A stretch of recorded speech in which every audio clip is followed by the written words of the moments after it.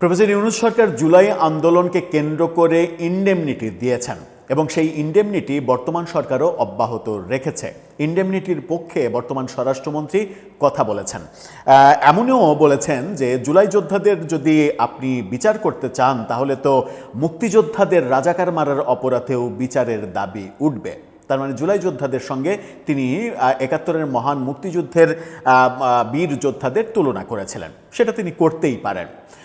Professor Yunus সরকার যে indemnity দিয়েছিল সেখানে ৩১শে আগস্ট পর্যন্ত ২০২৪-এর কোনো কর্মের জন্য জুলাই যোদ্ধাদের বিপক্ষে কোনো অভিযোগ করা যাবে না, মামলা করা যাবে না, কোনো সাজা দেওয়া যাবে না, কিছু করা যাবে না, তারা নির্দোষ, তারা ফেরেস্তা, এটা ঘোষণা করে গিয়েছিলেন এবং সেই ঘোষণা এখনও অব্যাহত আছে বলেই আমরা জানি।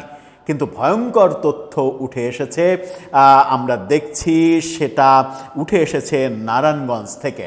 নারায়ণগঞ্জ থেকে জানা গেল যে প্রফেসর ইউনূসের আমলে জুলাই আন্দোলনে থানা পোড়ানো, পুলিশ মারা, এরকম কথা যারা প্রকাশ্যে বড়াই করে বলেছেন, স্বীকার করেছেন, তাদেরকে বিচারের পরিবর্তে যে উপহার দেয়া হয়েছে প্রতিনিয়ত, সেটার ব্যতিক্রম চিত্র আমরা দেখছি। সেখানে জুলাইয়ের সেই আন্দোলনে আগস্টের ৫ তারিখে আমরা দেখছি যে থানা পোড়ানোর মামলা হয়েছিল এবং সেই মামলায় একজনকে কারাগারে পাঠানো হয়েছে গতকালকে, এবং যাকে কারাগারে পাঠানো হয়েছে তিনি একজন বিএনপি কর্মী। বর্তমানে বিএনপি সরকার যখন আছে তখন বিএনপি কর্মীকে জুলাইয়ের মামলায় যেটা জুলাই যোদ্ধাদের বিপক্ষে যায় সেরকম মামলায় কারাগারে পাঠানো হলো। গণেশ কি উল্টে যাচ্ছে নাকি বিএনপি সরকারের এটা দৃষ্টিগোচর হয়নি? ইনডেমনিটি দেওয়ার পরেও এই ধরনের ঘটনা কেন ঘটে, কিভাবে ঘটে? আস্তে আস্তে কি দৃশ্যপট চেঞ্জ হচ্ছে? কি হলো নারায়ণগঞ্জে যে জুলাই যোদ্ধাকে থানা পোড়ানোর মতো এত ছোট একটা ঘটনা, পুলিশ মেরে ফেলার মতো এত ছোট একটা ঘটনা, সেই ঘটনায় তাকে কারাগারে যেতে হবে? চলুন একটু জেনে দেখি নারায়ণগঞ্জের ঘটনাটা প্রকৃত অর্থে কি। থাকবেন পলিটিক্স টিভির নিয়মিত আয়োজনে।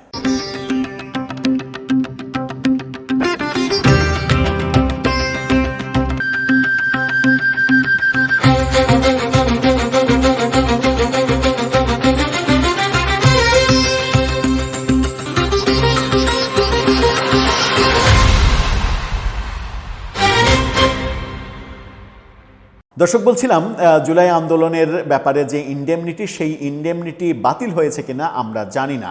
আমাদের কাছে যে তথ্য, সেই তথ্যে ইনডেমনিটি বাতিল হয়নি, বরং এই সরকার সেই ইনডেমনিটি গ্রহণ করেছে। কিন্তু আদালতে আমরা ভিন্ন চিত্র দেখছি। ডেইলি স্টারের মতো পত্রিকায় এই খবরটা এসেছে, তাদের শিরোনামটা দেখে নিন। ৫ আগস্টে থানা পোড়ানোর মামলায় বিএনপি নেতা কারাগারে। নেতা বলা হচ্ছে, কর্মী বলেনি, কিন্তু নেতা বলছে। আমি প্রথমে ভুলে কর্মী বলেছি।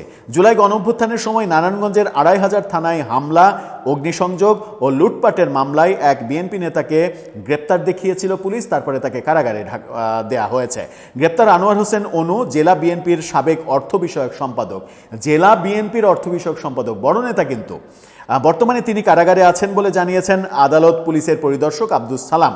পরিদর্শক সামাদ বলেন, ২৫০০-এ এক নারীর বাড়িঘরে হামলা, ২৪-এর গণঅভ্যুত্থানের সময় থানা লুটের অভিযোগে ২টি পৃথক মামলায় আনোয়ার হোসেনকে ১৫ই মে গ্রেপ্তার দেখায় পুলিশ। আদালত তাকে কারাগারে পাঠানোর নির্দেশ দেন। এছাড়া একই সময়ে খাগকান্দা নৌ পুলিশ ফাঁড়িতে হামলা ও লুটপাটের মামলায়ও তাকে গ্রেপ্তার দেখানো আবেদন জানালে শুনানি শেষে আদালত তা নাকচ করে দেন বলেও জানিয়েছেন পুলিশ। মামলা ৩টির এজাহার সূত্রে জানা যায় ২০২৪ সালের ৫ আগস্ট ছাত্র জনতার গণঅভ্যুত্থানে আওয়ামী লীগ সরকারের পতনের পর বিকেলে হামলার শিকার হয় ২৫০০ থানা। ওই সময় ভাঙচুর ও লুটপাটের পর আগুন দেয়া হয় থানায়। পরে ২৩ আগস্ট থানার উপপরিদর্শক রিপন মৃধা বাদী হয়ে অজ্ঞাত ২৫ থেকে ৩০,০০০ ব্যক্তিকে আসামি করে একটি মামলা করেন। কত বড় সাহস ওই পুলিশ কর্মকর্তার যে জুলাই যোদ্ধাদের বিরুদ্ধে তিনি মামলা করেছেন।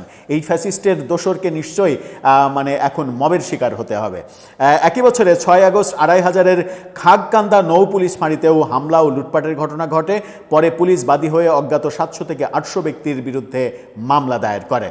এদিকে এদিকে গত 13ই মে বিকালে উপজেলার মুকুন্দি এলাকায় চাঁদা না পেয়ে বাড়িঘরে হামলার অভিযোগে একটি মামলা করেন ওই এলাকার বাসিন্দা সীমা আক্তার। ওই মামলায় বিএনপি নেতা আনোয়ার হোসেন অনু, তার স্ত্রী জাতীয়তাবাদী মহিলা দলের কেন্দ্রীয় সাংগঠনিক সম্পাদক পারভিন আক্তার সহ 16 জনকে আসামি করা হয়। পরবর্তীতে আদালতের মাধ্যমে এই 2500 থানা পোড়ানোর মামলা এবং ওই বাড়িঘর ভাড়া মামলায়, এই দুটো মামলায়, 3টা মামলা ছিল তার বিরুদ্ধে, এই দুটো মামলায় তাকে কারাগারে পাঠানো হয়। অন্য যে কোনো অপরাধে কারাগারে পাঠানোর ঘটনা ঘটতে পারে, কিন্তু জুলাই আন্দোলনে জুলাই যোদ্ধাদের পুলিশ মারার অধিকার তো দিয়ে দেওয়া হয়েছিল এবং প্রফেসর ইউনূস দিয়ে দিয়েছেন। পুলিশ এত পুলিশ মারা গেল, পুলিশকে মেরে ওই যাত্রাবাড়ি ওভারব্রিজে ঝুলিয়ে রাখা হলো।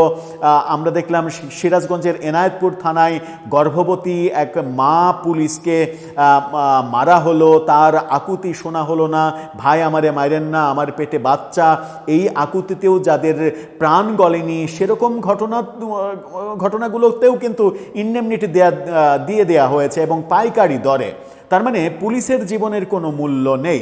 পুলিশের জীবনের যেমন কোনো মূল্য নেই ওই সময় আমরা দেখেছি, তেমনি আজকে বাংলাদেশে যখন হামে 500 শিশু মারা যাচ্ছে, তাদের জীবনেরও মূল্য নেই। তাদের জীবন নিয়ে যদি কেউ কথা বলে, হামের এই মহামারীর জন্য প্রফেসর ইউনূসকে যদি কেউ দায়ী করে, তাহলে তাকে আওয়ামী লীগের দোসর বলা হচ্ছে এবং এটাও বলা হচ্ছে বাংলাদেশের কিছু নষ্ট বুদ্ধিজীবী এরকম ন্যারেটিভও দাঁড় করাচ্ছেন যে আওয়ামী লীগকে ফিরিয়ে আনার জন্য এই পরিকল্পনা করা হচ্ছে এবং পরিকল্পনায় ইউনূসকে টার্গেট করা হচ্ছে।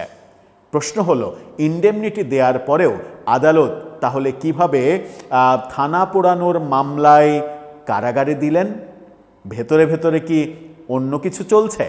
দর্শক, আপনার কাছে কি মনে হয় এর পরিণতিটা কোন দিকে যাবে? আদালতে যে বিচারক এই সিদ্ধান্ত নিয়েছেন, সেই বিচারকের কি কোনো ঝামেলা হবে? তাকে কি ফ্যাসিস্টের দোসর বলে সেই আদালতে মব করা হবে, যেমন সুপ্রিম কোর্টেও মব করা হয়েছিল? আপনার মতামত জানিয়ে লিখতে পারেন আমাদের কমেন্ট বক্সে।